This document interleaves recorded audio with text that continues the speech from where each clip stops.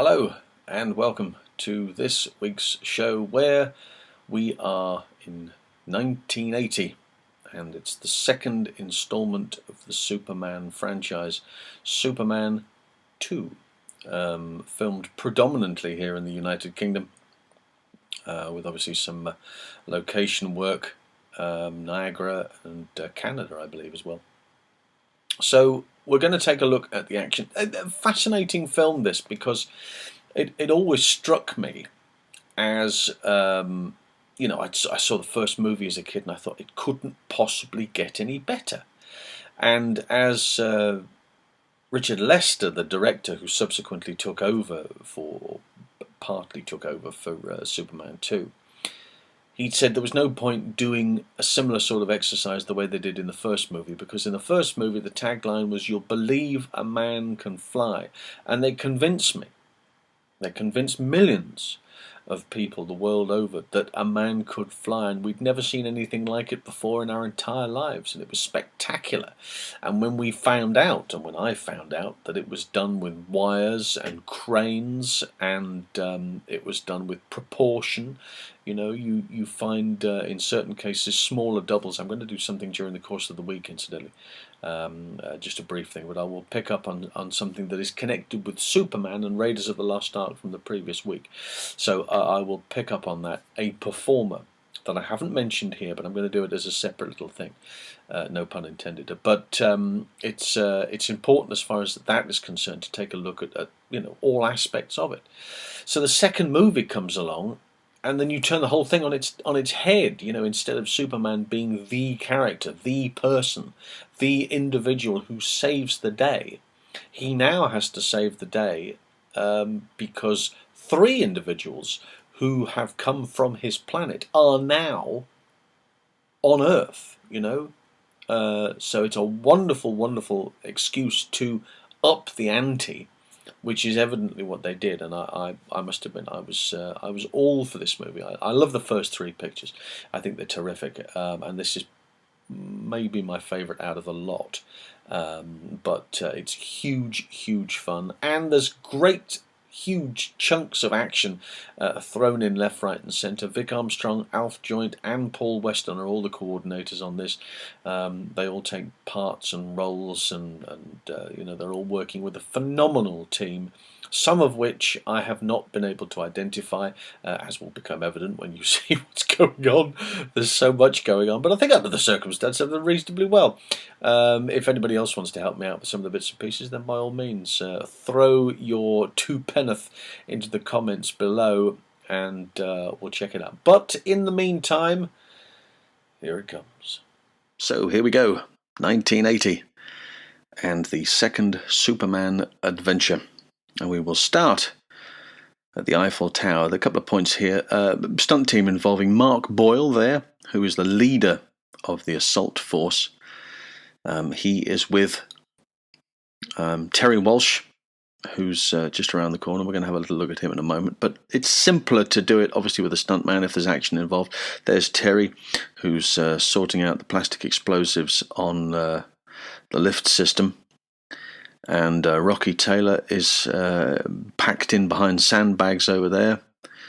And the final job of actually cutting the switch goes to stunt coordinator Paul Weston, one of the stunt coordinators on this, Alf, Vic and himself.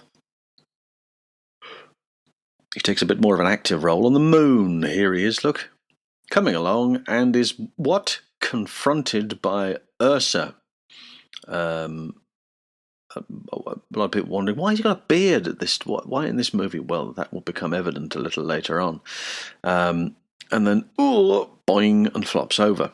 Now, one of the other Russian cosmonauts, after getting drop-kicked out into the atmosphere, is this guy here, Jim Dowdle, who will make a number of appearances as we go on through this. And his air cable, which is what he's holding there, is pulled, and he's dragged around to the other side of the moon, and there he is. Doesn't hurt to get your face on screen, whether you like it or not, I suppose, but that's part of the deal. And then he's picked up and flung by this cheeky Zod. Cheeky Zod. General Zod. Of course, more wire gags, plenty of wire gags here. Zod then grabs hold of his air cable and gives it a tug and it falls out. Jaywalking. I don't know what this is called, because we don't have jaywalking in Britain. This is an American thing, really, where you cross the road, which is referred to as illegally. Well, Clark has seen Lois on the other side of the road. He goes to start crossing over. The taxi driver is pulling out all of the stops at the last moment, and it's Alan Stewart who's the taxi driver, and reacting accordingly with all of his facial expressions, and can't avoid but hit Clark. There's an almighty bang, and everybody goes, "Oh my God, there's been an accident." And Clark sort of brushes it off. "Oops, I brushed that off there. Sorry, thank you," and walks on. And of course, that's what's left at the front of the car. So Alan gets out to have a good look at it, and everybody's going, "Really? How on earth did that happen?" The beauty of the Superman movies. Well, he did that, all of this sort of stuff. I love all of this sort of stuff. It's fantastic. This is the essence of what goes on, and little behind the scenes stuff of him. Now look at the street. The street is the same street they're going to be filming on later on. It's at the back lot of Pinewood. Now, the town and the bar. This is Dinny Powell. Dinny Powell rolling his sleeves up because he's going to give Ursa a kicking. She's not going to allow that. Neither is Zod. He goes to sit down, and Zod pushes him out of the way and flings him through the wall at some speed. And often, if you're doing that for real, you'll do it with what was called a jerk harness, would now be called a ratchet, and you'd be sent out through the wall, through the wagon, and onto the ground below or outside. But the thing to bear in mind here is that in the background, that is a plate. That is a photographic plate, and the set is so really it's a high fall. This is why I've turned the picture on its end. It's a high fall. He is falling from the top of the set. He's falling through that onto a box rig or bag, probably a box rig. And they do it again later on a slightly different way. This shot, of course, is him being thrown out from the wagon and landing at the feet of the actor, Sheriff J.W. Pepper, in this instance. Here is stuntman Jack Cooper, who is trying to, look after his motel and hotel, and General Zod's having none of it, points the finger, grabs hold of him, more expressions on his face, drops the gun, and then lifts him up into the air. And again, it's a plate shot. It's not done for real. There's probably a moment where he is on a wire, but majority of that is done in the studio, and they've put the two shots together, as we see here. And then he's dropped to the ground from a lower height into a pit. There you see there's plenty of padding. The army turn up. Non decides he's going to have a go at the burning eye routine, sending out, and he does that, and the tyre goes out. Now, I don't know who's in this. All I do know is that Dougie Robinson climbs out of the wreckage afterwards.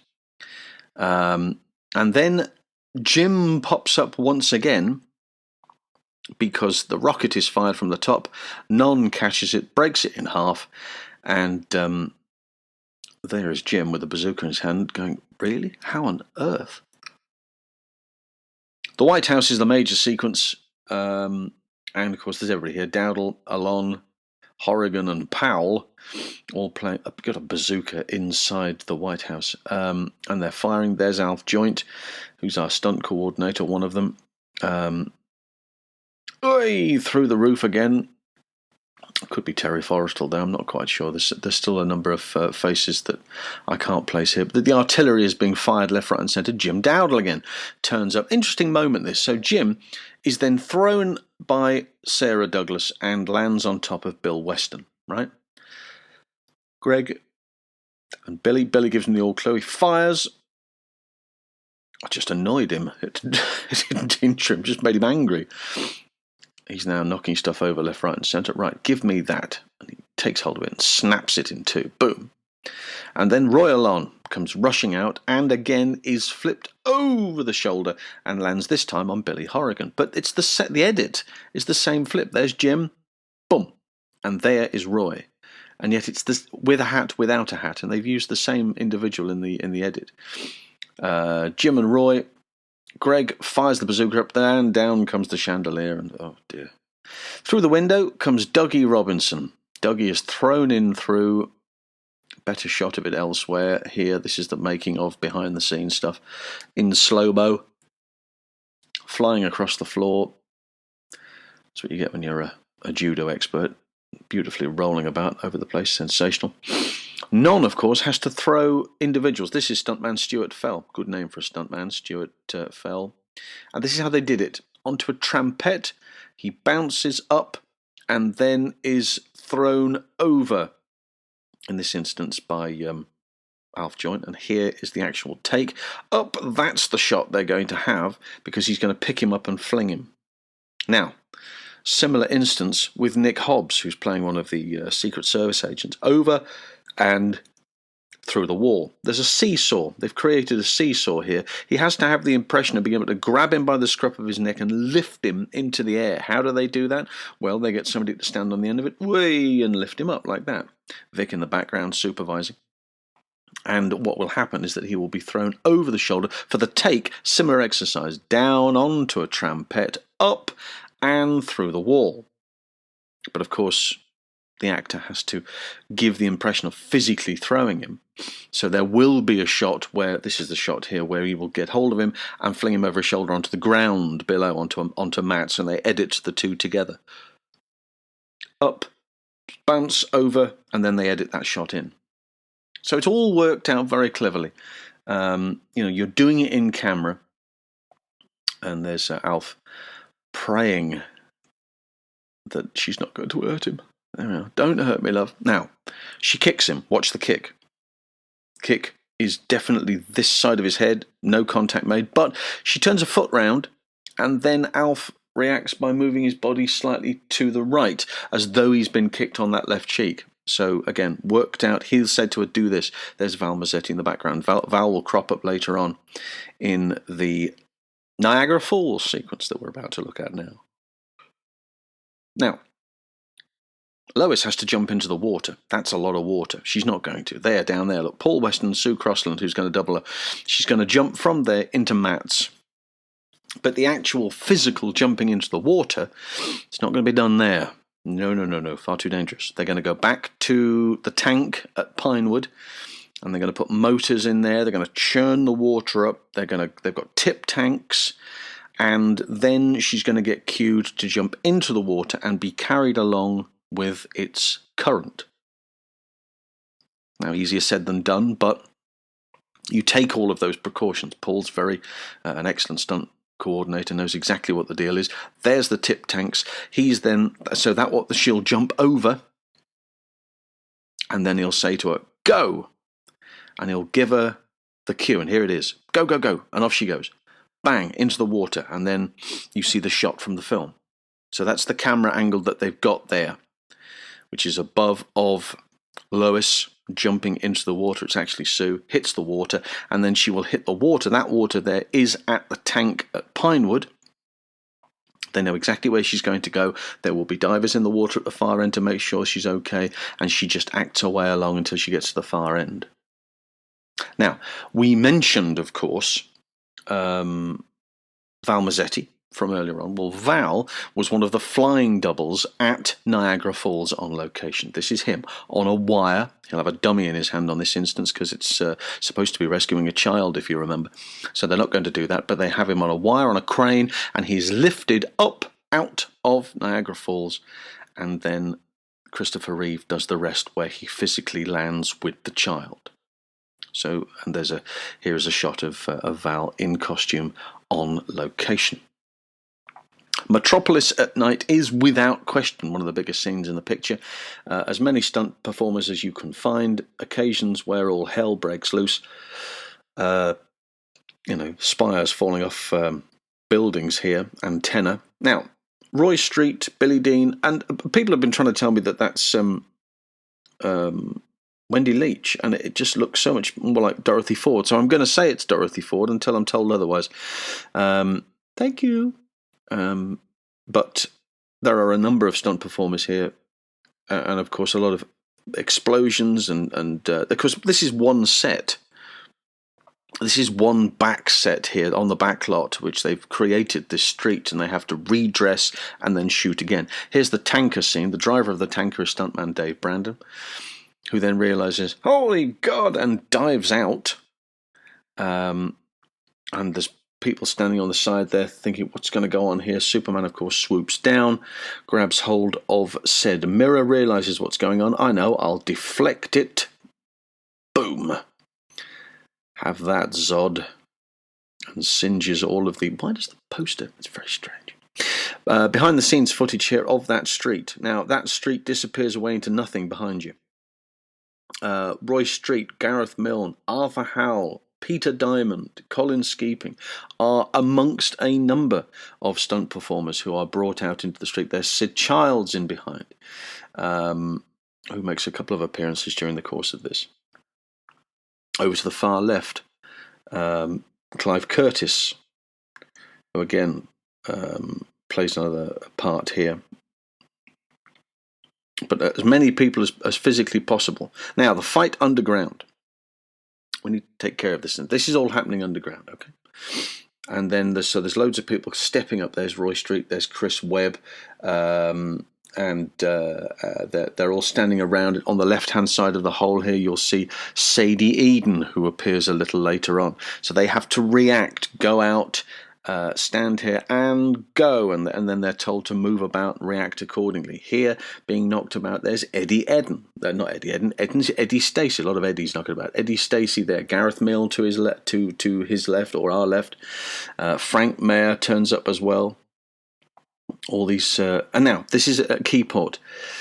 He's kicked out. He goes through the building and out the other side. Right now, that's a set. Now look at the individuals in that room. They are sat there, but this is not. Bear in mind what happened earlier. This young lady here. I don't know who she is, but she is wired. She's wired to that seat. Why? Because she's at the top of the set. These guys here, Chris Webb, Terry York, Eddie Eden. Look at this. Look at their shoes. Their shoes. The toes are up. They are leaning forward.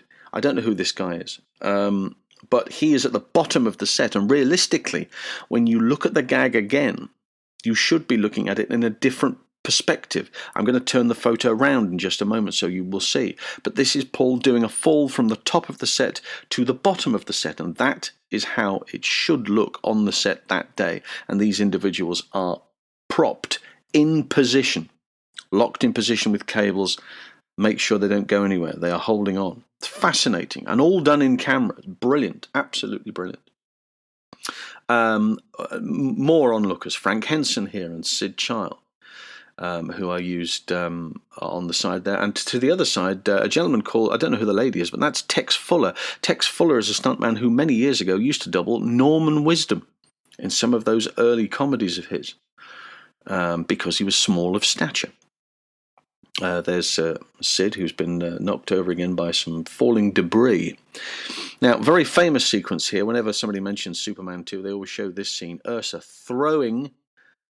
bang, and then right into the windscreen. Now, so she throws evidently a rubber one, but that scene there, that's maybe an in-camera special effect. Then this is Vic. Vic is doubling for Chris, and he's cabled and he's going backwards, and he crashes into the windscreen. Sadie is driving, or she's in the car eating a piece of chicken as he arrives in the middle of her windscreen there, causing a great deal of insurance claim issues. The fight on top of the car. Chris has to be seen in close-up, as you can see. There's Sadie sticking her head out going, "Oh, lads, do you mind? I'm trying to eat my chicken here. Can we have some bit of decorum?" On top, Paul Weston. Paul Weston is now doubling Zod. There he is, very clearly to be seen there.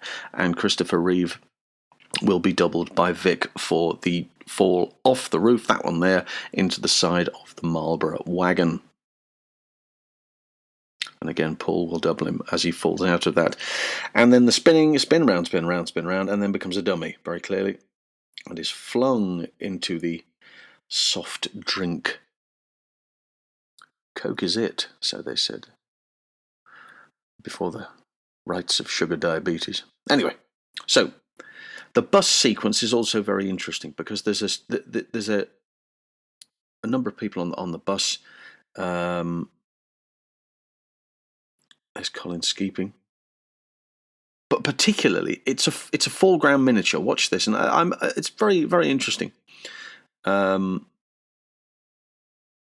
Shuntz was the guy trying to climb out of the window here. Now they fling, and then the bus lands on its side, and he tries to get in front of it and stop it, and it gets crushed into the truck. Now, when you look at this, obviously it's wired, but look at the size of the bus. It's very, very small. And it's very small because the two villains are over on the side, over that side of the street, and they are going to pretend to throw it. And then, look at the bus. The bus will be, look at it, it's tiny in comparison to Christopher Reeve there. So where the camera position is, it is going to be flung in such a way that it gives the impression they are throwing it from the other side of the street. Foreground miniatures. We've seen those before in certain special effects shots. So they're the other side of the road, and that's what she's doing. She's pretending to hang on to it. They both are, and then on a given cue, they will go and action and fling, fum, like that. That's the shot they then get, and then the rest. That's obviously a larger.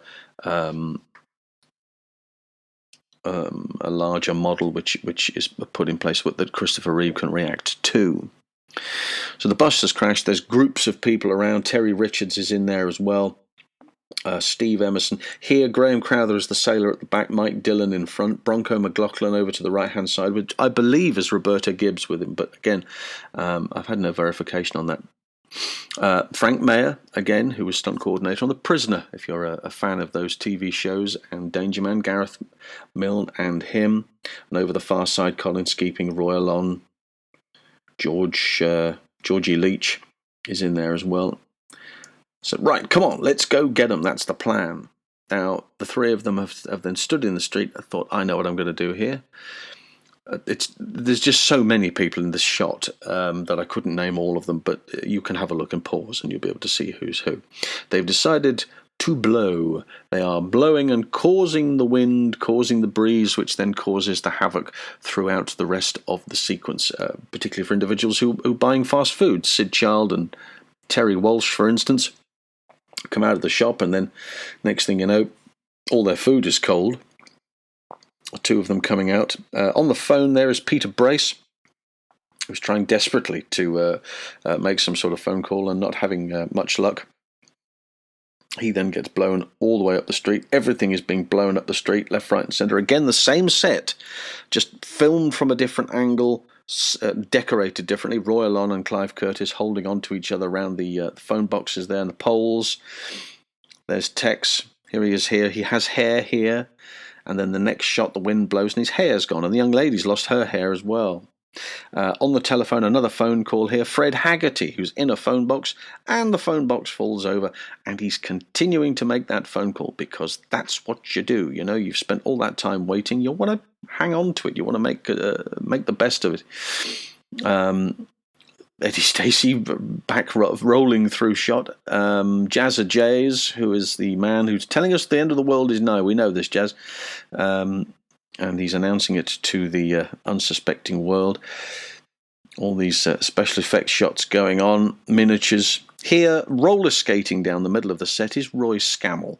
There he is in a sparkly waistcoat. And here, holding a brolly, Stuart Fell with a brolly. It's a storm, my friend. You don't do that. Here's a great shot. I love this. Joe Don and Nick Hobbs. And it's a comedic moment. The wind blows. The top comes off his ice cream and hits Nick right in the face. Again, these sort of lovely comedic moments that happen during this action sequence.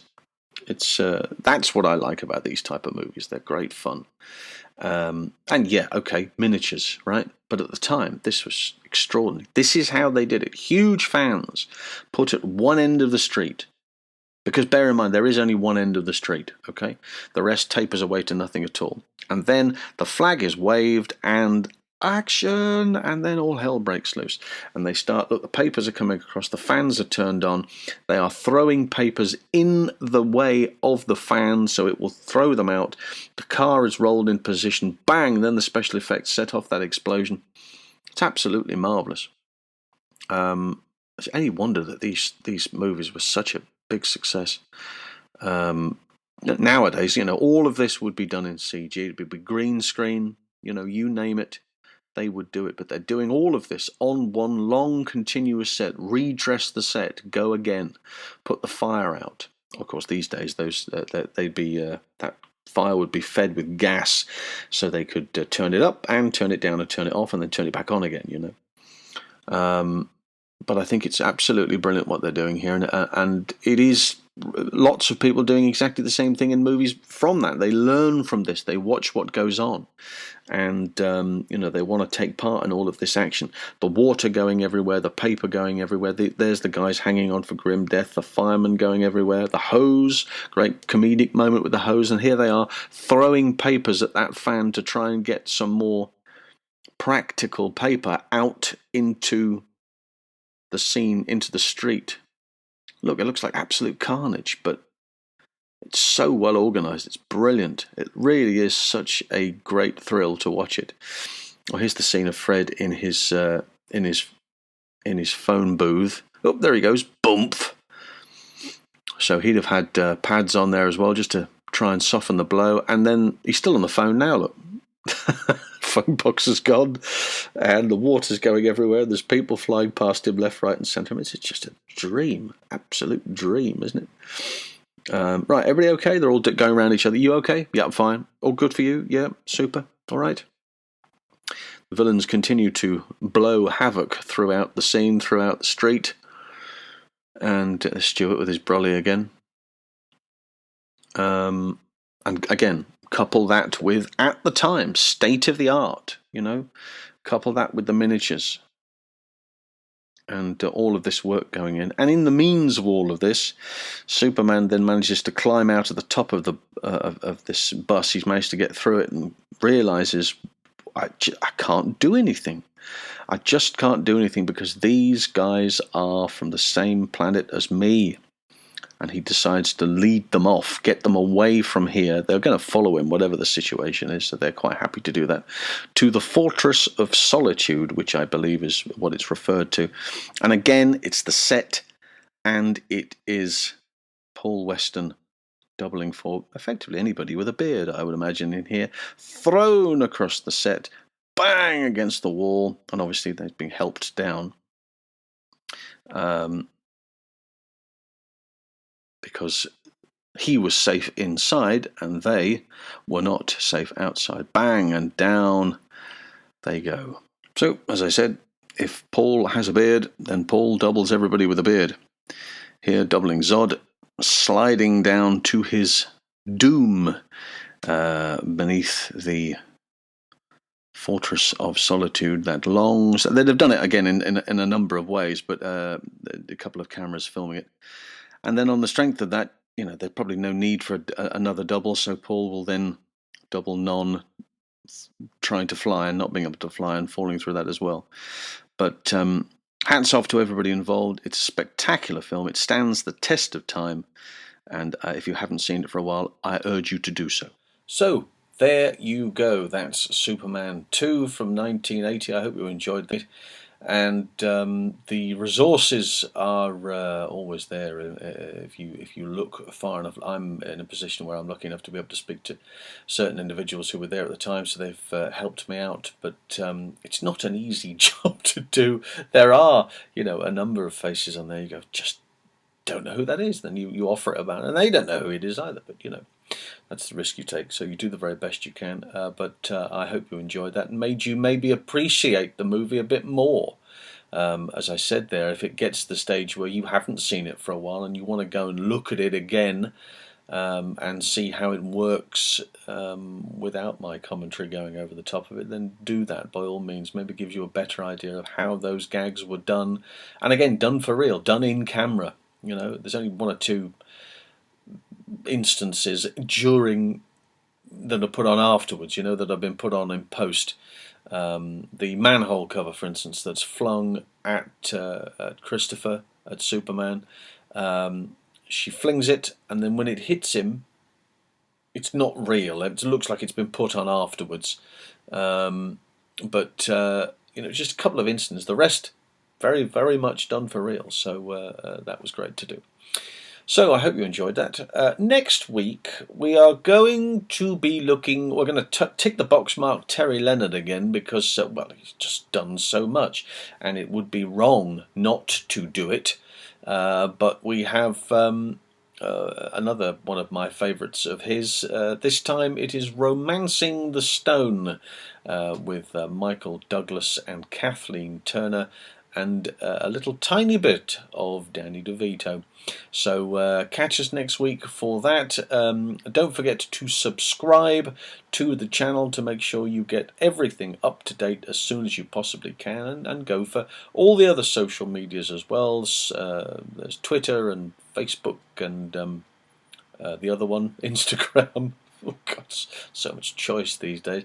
So go and do that. In the link down there, you will find something you can click on, and will take you to my linked tree, which has all of the appropriate links in it. If you want to subscribe to any of them, don't forget the podcast as well. We are part of the Pod Dojo network, and their link is in there as well, so you can click on that and go and explore them too. They've got some cracking podcasts happening on a weekly basis, so go and do that, and we will regroup next week for more of the same. Okay, until then, bye for now.